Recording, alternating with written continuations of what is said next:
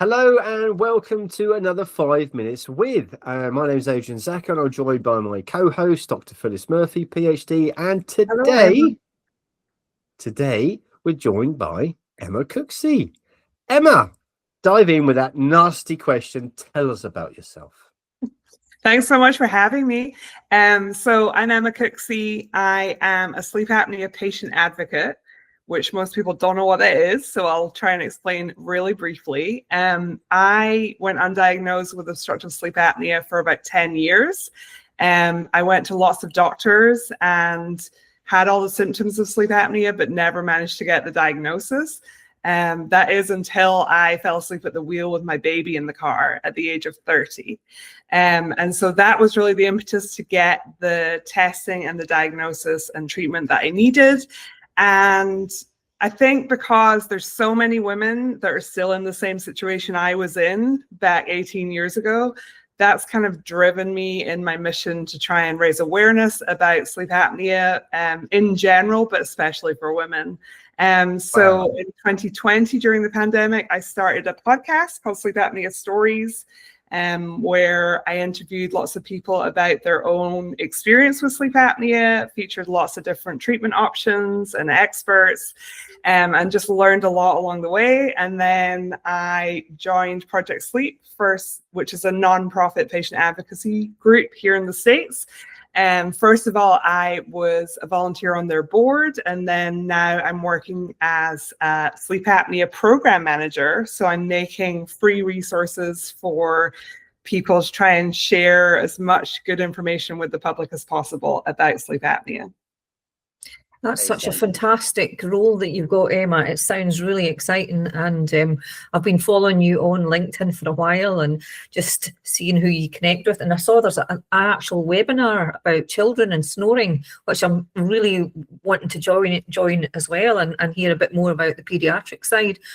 So, Adrian, you have anything? Wow. I want to dive in there. So, I mean, what an awful experience it must have been right at the beginning, and for all those years, you say, struggling to, I mean, it's just stereotypes, it's gender stereotypes. We've got to get past that. With 80% undiagnosed, these stereotypes just don't serve anybody any good at all. Wow. I'm a bit lost for words, really. It's just oh wow. Okay, let's talk about the awake check in terms of awareness and to try to get past. Now, there's an element of the awake check called the stop bang questionnaire, which we recognize has a gender bias.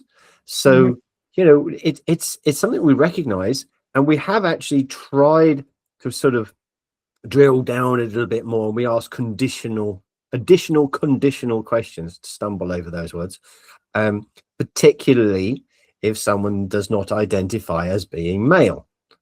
So, thoughts on that one, Emma? Oh, so many thoughts on that. So one of the things that really stands out to me was a couple of years ago, I was at a conference. When I first started my podcast, I would go to conferences all the time and be the only patient advocate in the room and the only podcaster in the room.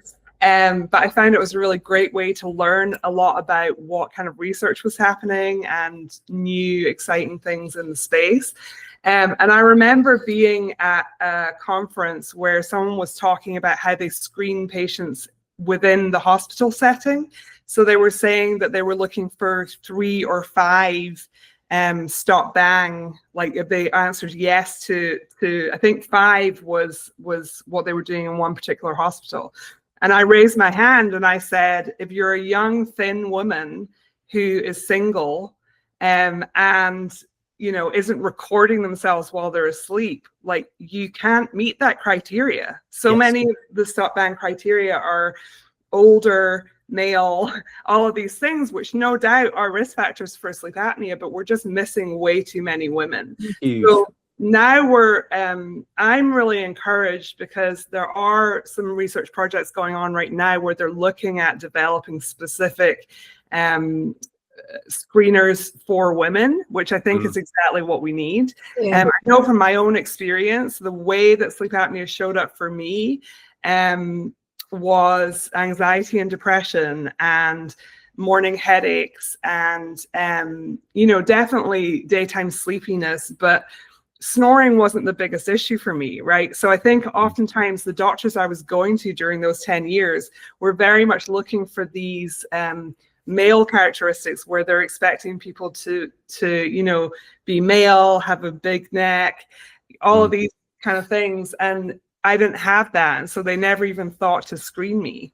So I think oftentimes the way that women present is different. And so we have to, adapt to really serve women, which I don't think is happening right now.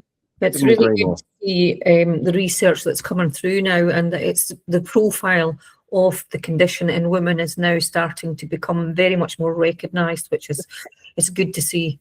I'm going to say thank you very much, Emma Cooksey. Marvellous of you, sleep patient advocate. Fantastic. Thank you very Keep doing much. what you're doing. Thanks for joining us. Thank you so much for having me, and good luck with your project. Thank you so much. Thank you. Take care now. Bye-bye.